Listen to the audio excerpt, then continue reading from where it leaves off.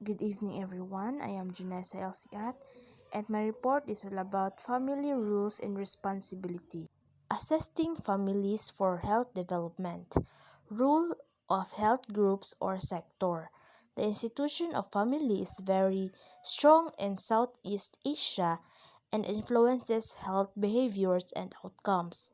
Families provide support and conditions needed for healthy living, prevention of disease and opportunities for early diagnosis and treatment to avert or delay complications. So, in assisting families for health development, it talks about na kailangan jud nato ang family to assist us kay tungod ang family ay nakabalo sa atong kailangan for healthy living, and also sila pod nakabalo na that thing or that food is bad for our health.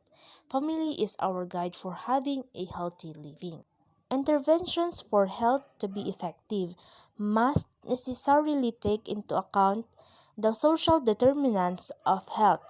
In addition to sociocultural factors, health is impacted by several other factors such as nutrition, environment, living and working conditions, urbanization, the aging population, globalization, and so on.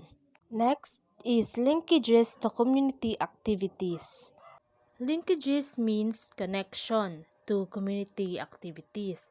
Community-based health workers and volunteers play an important role in the health systems.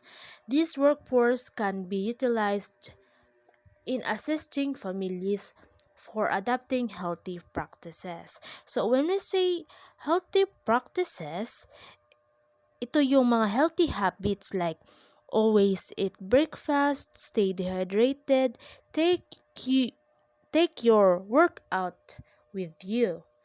And another health workforce for the community healthcare is the family physician who takes a holistic view of health problems.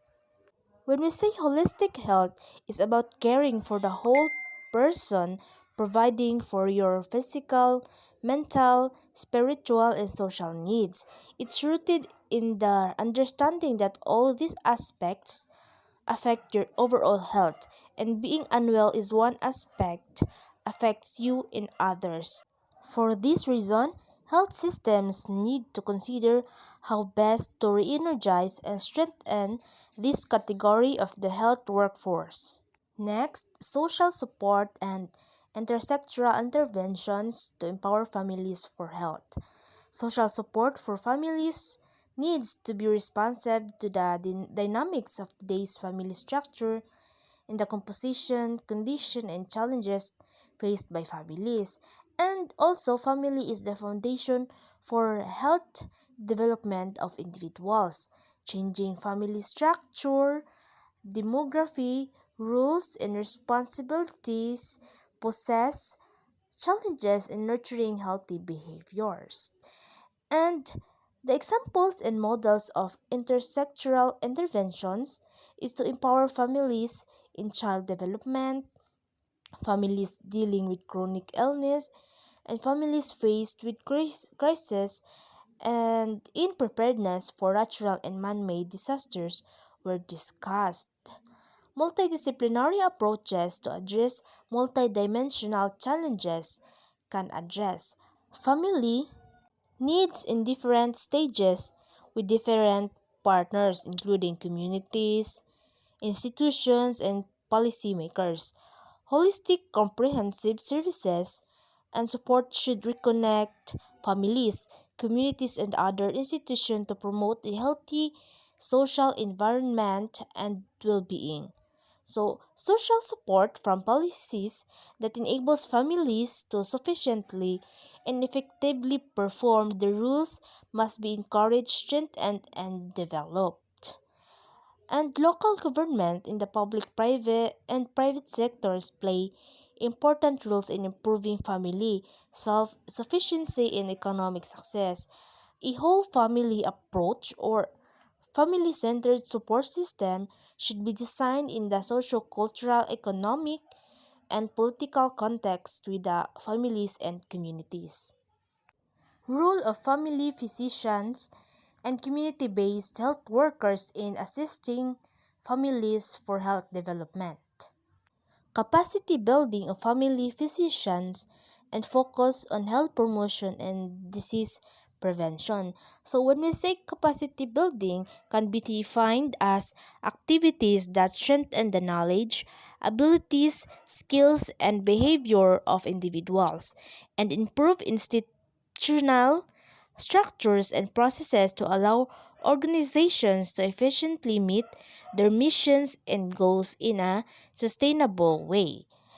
Family physicians can provide holistic care to individuals, families, and the community for physical, mental, and social well being, both in curative and preventive health care.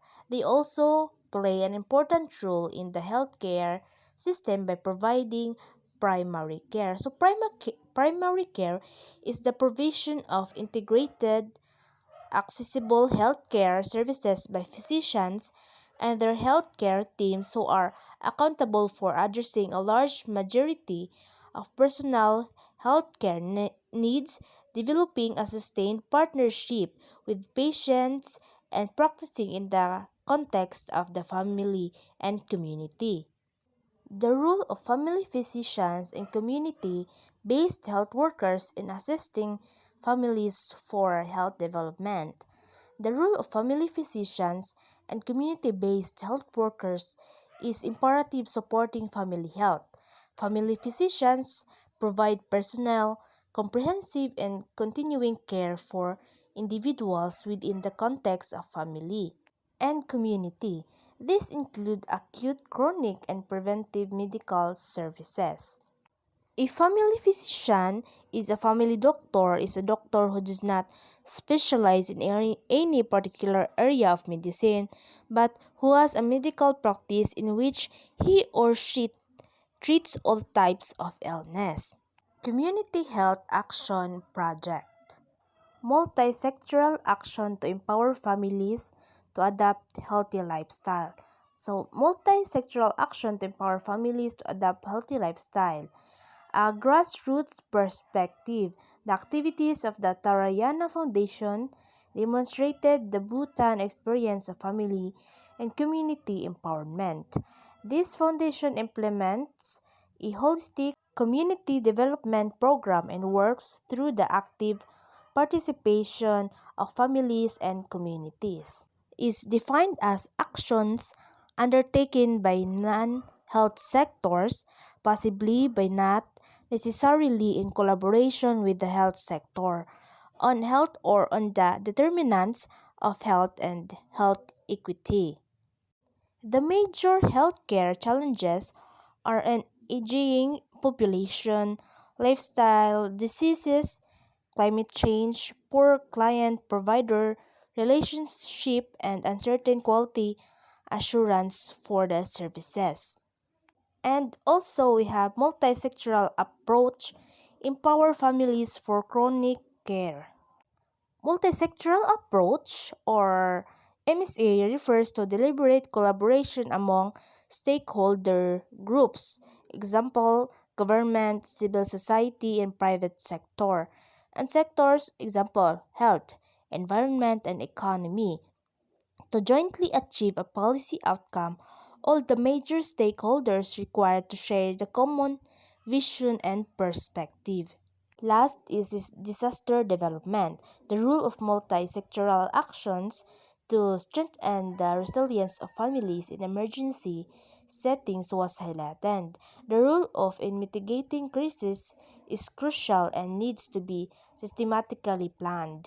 Disasters affect the lives of thousands of families, damaging property, buildings, hospitals, road, GTs, plantations, and agricultural land. Disasters can cause many health problems, shortage of food and safe water supply, sanitations problems, communicable diseases, and also mental stress.